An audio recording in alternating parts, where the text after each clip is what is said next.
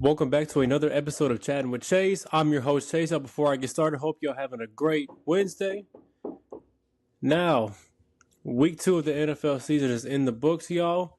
It was a great weekend of football, a great weekend. And I'm just going to break down some of these games and talk about what stood out to me, what did not stand out to me, which I'm sure y'all will know what I was most mad about this weekend. But starting off with Thursday Night Football between the Buffalo Bills and the Miami Dolphins, man. Hey, Buffalo look good, man, but I mean, we know what the main concern is. Tua Tagovailoa, 4 concussions in the last 2 years, y'all. I'm being honest, Dolphins fan. I know y'all don't want to hear this, man, but he may need to consider retiring. I'm sorry to say it. He may need to consider retiring because 4 concussions in the last 2 years. Y'all know how dangerous that is. Like, Tua need to start thinking about his life, man. You got a wife. You got, what do you got, 2 kids or something? You got kids. You have a family that's depending on you, that need you. You got to start thinking about stuff like that now. Your life is more important than football. 4 concussions in the last 2 years. But get healthy, man. Please just make the right decision. Don't do nothing to harm yourself or put your life in danger. So please, I really think he needs to consider retiring, yo. But all in all, about that game, the Bills got the win. Congrats to them. James Cook went off, and the Bills got the dub. I'm not gonna get too much in this game. The one that made me mad the most weekend, y'all saw my reaction video: the Dallas Cowboys versus the New Orleans Saints. Y'all should already know how I feel. You know, it was heartbroken. You know, not hard, but it was frustrating. Just to see that come out first home game of the season, and you come out, you lay an egg like that. You go out and you lay an egg in your home stadium in front of your fan base, and that's how y'all play. Like, I do believe they will bounce back against the Baltimore Ravens. The Ravens haven't been looking hot, but they are going to come with some hunger, and they're a desperate team looking for a win to try to save their season. But I think Dallas will bounce back. They'll come in with some fire, some juice, and get the dub. But yeah, that game against New Orleans, it was just bad. Bad defense, played horrible, man. I mean, it was just like it wasn't really a scheme issue. I know I was saying Mike Zimmer in my last video, but just watching the film and all that, and watching my guys, Jay Tuck with CFO Sports, Voch Lombardi, watching all those guys, and they broke it down like it's effort. It's not really scheme. It's effort. Like you got guys just getting bullied and just allowing it to happen. Like you getting punched in the mouth and you just letting it happen. You're not fighting back. Like Dallas, they got bullied and they did nothing to respond back. But I do believe it humbled them, and I'm glad this happened early, so that way we can get back to what our defense is, getting to the quarterback, getting turnovers, and stopping the run. That's what we got to do, is stop the run. But I do believe Dallas will bounce back, and we'll see. What are the games? The Chicago Bears versus the Houston Texans. They honestly, like Caleb Williams, man. Y'all saw my video. I was hyping him up, hyping the Bears up, but man, you're not backing me up, man. Like, I'm with you, man. Like, I'm fighting against these haters and all that. I'm just saying, man, Chicago's gonna win that division. Watch. But y'all ain't gonna win nothing playing like that. Caleb Williams, you forcing the ball. Chicago Bears, not only that, y'all need to just let Caleb Williams play. Like at USC, he was more mobile. Like he was like in this one, he just looks more flat-footed. Like he just doesn't look to run or nothing. Like, is this the kind of system y'all want him in? But there were times where Caleb Williams just forced pass. Like he threw 2 interceptions trying to force one downfield to DJ Moore. And it was just bad. It was a good game, but it was just bad. It was bad. It was a close game, though. Shout out to Houston, man. They got a really good team. Nico Collins is going to be one of the top receivers, I believe, soon. He's a dog, man. C.J. Stroud, Ohio State Bucket. You already know how I feel about him. But Texas got a really good team this year. They got a really good team. The Los Angeles Chargers versus the Carolina Panthers. Now, we all heard the news about Bryce Young being benched. Honestly, I think it was the right move. I do feel bad for Bryce Young a bit, man, but bro, you're the number one pick, man. You can't be playing like that 2 straight years. You get blown out 26-3 in your home stadium. Then you get beat by the Saints in week 1, 47-10. That's not what a number one pick's supposed to do. And yeah, I know Michael Parsons said on his podcast that he didn't think Bryce Young was brought in to succeed or anything. And I mean, yeah, but I mean, look at C.J. Stroud. I mean, he came into Houston when they were literally a bottom. They had the number 2 pick. That's how they got C.J. Stroud. They had nobody. Nico Collins was there, but he was like a no-name. And he still led this team to the divisional round, got beat by Baltimore, but still, he was a top pick, and he played like one. He proved why the Houston Texans and why he was the second pick. I thought he should have been the number 1 overall pick, but it was Bryce Young. But Bryce Young, man, like it's how it is, man. I mean, I hope you find your mojo, you find your groove, and hopefully you can start playing good football. But right now, man, I got to be honest, Carolina did the right thing, man. But I will talk about the Chargers. I'm not talking about Carolina. Jim Harbaugh got this team right, man. Jim Harbaugh got this. They are a running football team. J.K. Dobbins has been battling injuries, man, has been going crazy. And shout out to the Chargers, man, and shout out to Jim Harbaugh.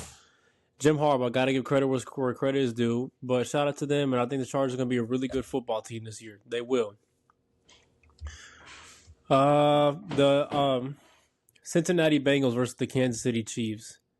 Now, you already know how when these two teams play against each other, man, it's always a great matchup, man. Joe Burrow versus Patrick Mahomes, and it's kind of like a rivalry, man. Rivalry. I mean, these two teams met 2 straight years in the AFC Championship, and every time they play, it always goes down to the wire. But this game, yeah, the Chiefs did get away with it. I mean, the pass interference was a close call that got the Chiefs in field goal range to kick the game-winning field goal. Yeah, it could have gone either way. Honestly, I really thought because he did make contact to the receiver before the ball got to him, and you can't do that. So, therefore, it is a pass interference call. But it was a good game. I mean, Patrick Mahomes, didn't have a great game. But, again, y'all talk about Dak, how he didn't play that, but he played good. And was doing enough to try to keep his team in, but his defense couldn't stop. 6 straight touchdowns that y'all gave up. Patrick Mahomes was having a bad game, but he had his defense playing good and helping him. That's how you win football games. It is a team effort. Just because you get blown out doesn't mean it's on one person. It's the whole team. But the Chiefs, they got the win, and it was just going back. It was a great game. Great game, man. Ja'Marr Chase, I said it, Bengals, y'all need to pay that man. You could tell there's frustration, there's tension running between them. He cussed out a ref, used profanity language, and got flagged, and it took him out of field goal range. And it really did cost them. And even Zach Taylor's trying to tell Ja'Marr Chase to calm down, but he's not listening. You could tell he's just frustrated right now. He's frustrated with Cincinnati, and he even said he has no plans to negotiate this season. He felt like they missold him. But it was a good game, all in all, and great performance by both these quarterbacks. Great performance. The New York Jets versus the Tennessee Titans, man. Got a good win. Aaron Rodgers played a really good game to win that football game for the Jets. They got a really good team. They got a good defense. They played way better than last week. And it was a great win for them. Not much I can say about that game. There was another game. Another game I'm missing. Oh, the Cardinals and the Rams. Hey, man, Kyler Murray, man. Hey, I told y'all, when y'all get Marvin Harrison Jr. the ball, good things will happen, y'all. He went for over 100 yards in the first half. Ohio State Buckeye, man. Marvin Harrison Jr., man. Kyler Murray looks comfortable, man. He looks better. And the Cardinals are going to be a really good football team today. And then the Rams, they lost Puka now, and now they lost Cooper Kupp. So it's going to be tough for them. It's really going to be tough for them. No, 2 of your star receivers aren't there. Your defense is not that good, and it's going to be tough for the Rams. It really is. But the Arizona Cardinals, man, y'all look good. They look really good. Kyler Murray looks to be in his groove. He looks comfortable. He looks poised in the pocket. He's not trying to do too much, and he's making the right plays to get the ball to his playmakers and make big plays. So shout out to Kyler Murray, shout out to the Arizona Cardinals, and great win for y'all. Do I want to talk about this game or do I want to save it for later? Matter of fact, let's go ahead and talk about it. The Atlanta Falcons versus the Philadelphia Eagles. You know what's so funny to me is that, Eagles fans, when we got beat by the Saints, they was talking trash, clowning us. And it's funny when y'all lose to Kirk Cousins, we clown y'all don't like it. Like, it's like, y'all need to worry about y'all's own team, man. Worry about y'all's own team. Quit trying to worry about our team, man. Y'all over here celebrating all that. Your team ain't even played yet. And I tried to tell y'all when y'all were praising them last week against the Green Bay Packers, even though they did score 34 points, and they look, y'all, oh man, we look good. We look unstoppable this year. This team, this offense looks good. Well, what happened this week?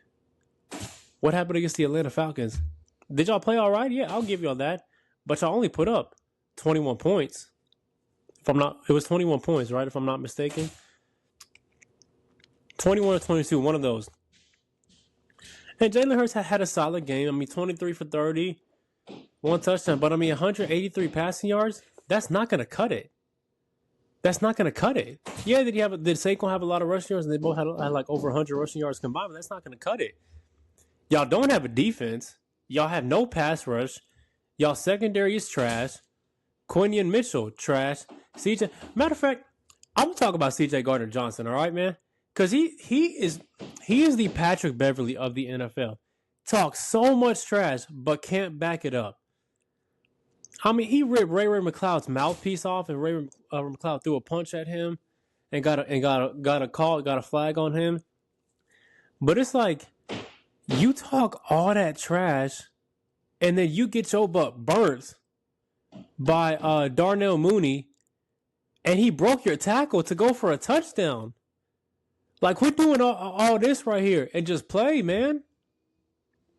And then you got your cheerleading coach, Nick Sirianni, over here jumping down the side. Woohoo! And then when CJ Gardner-Johnson gets that fourth down stop, he clearly ripped his helmet off. It was so obvious. Nick Sirianni run down the sideline, bro.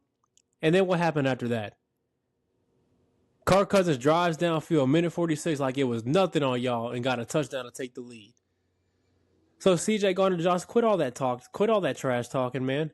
You ain't good. You trash. You can't tackle. You can't guard no one. So don't talk trash unless you're going to back it up. Point blank, period. Point blank, period. But, like I try to tell y'all, Eagles fans, like y'all look the same, if not worse, last year. Then you got the New Orleans Saints this weekend who been red hot. Blowing out the Panthers, blowing out the Dallas Cowboys. And y'all got them at home. Y'all ain't going to have no A.J. Brown. They got a good defense. They will have Marshawn Lattimore, their star cornerback, back. So they're probably going to put him on Devontae Smith. So what their main focus will be is taking Devontae Smith out the game. They have a great run defense. They got a great D-line, great linebacker with Demario Davis. And we know how their offense is. We know how Philadelphia's defense is. Y'all can't even stop Bijan Robinson. Imagine what you think Alvin Kamara is going to do to y'all. Chris Olave. Like, Eagles, y'all in trouble. Y'all in trouble, man. Y'all in trouble, man. Then y'all got Cleveland, Tampa Bay. Y'all got a pretty tough schedule coming up, man. So do we. And so do the Cowboys. But it's just like, it's like y'all Eagles fans, like y'all want to talk all this trash when the Dallas Cowboys get beat, when your team ain't even played yet. LaShawn McCoy on the facility, all-time Eagles rushing leader, man. Can't stand that dude. Bro tweeted out, what was the score of the Cowboys game? I didn't get to watch it. Which I know he did. He was just doing that to talk trash. And I'm like, what was the score of the Eagles game? I missed the last minute. Did Jalen Hurts throw an interception? Speaking of Jalen Hurts, let's get back to Jalen Hurts, actually. I try to tell y'all, this is who Jalen Hurts is, man. This is who he is. 183 passing yards. That's it. He played a solid game. I'll give you that. But, the first half was not pretty. The second half, they do what they usually do, is they find a way to play better. But I mean, 183 passing yards, like, really? And then what he does when pressure gets to him, he folds. He had a guy coming at him, and what does he do? Game on the line. All you need is 15 yards. What does he do? He tries to throw it 20, 25 yards downfield to Devontae Smith into double coverage, and it gets picked off by Jesse Bates. Man. Yeah, Saquon Barkley. Was that drop crucial? Yes. If you would have caught that, that would have been game. But this is why you run the football. What do they always say in the NFL? Anything can happen. It is the National Football League. Should Saquon have caught that ball? Yes, but again, there's always a chance that he could drop it, and he did. You're 3rd and 4. The clock is on your side. It is on your side, and you choose to do that, resulting in a drop when Atlanta has...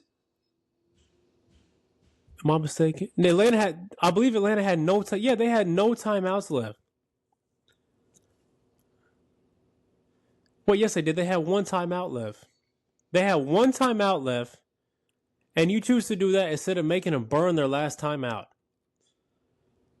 Saquon drops a pass and the clock stops.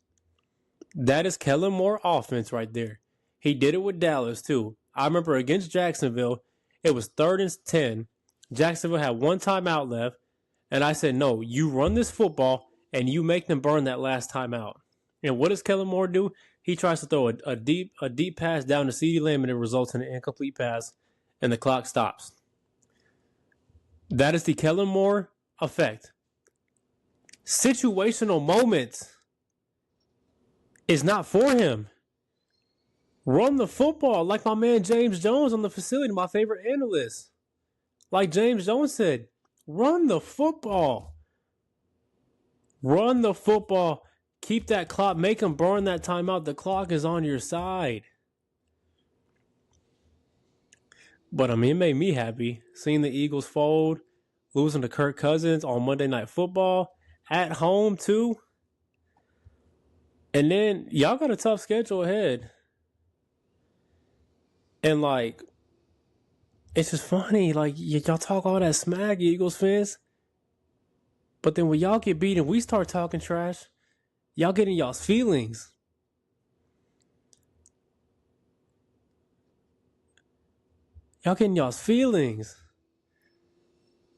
Eagles are trash. Cry, Eagles, cry. But enough talking about that game. Eagles, they lost point blank, period. Falcons were the better team and they won. Kirk Cousins owns Jalen Hurts. Owns him. But now let's talk about going into this week. Week 3, kicks off tomorrow with Thursday Night Football between the Jets and the Patriots. I think the Jets win that game at home. Patriots are a really good football team. And I think Aaron Rodgers will have a day against them. They'll have a day against them, have a field day with his receivers, and they'll win that football game. All right. Now get to the game of the week. The most intriguing matchup. The Baltimore Ravens versus the Dallas Cowboys. Lamar Jackson versus Dak Prescott. These two quarterbacks facing off for the first time in their careers. There's a lot of pressure on both. There's a lot of pressure on both these quarterbacks, man. I mean, Lamar Jackson 0-2 right now. You start the season off 0-3, it's going to be a bad look for you.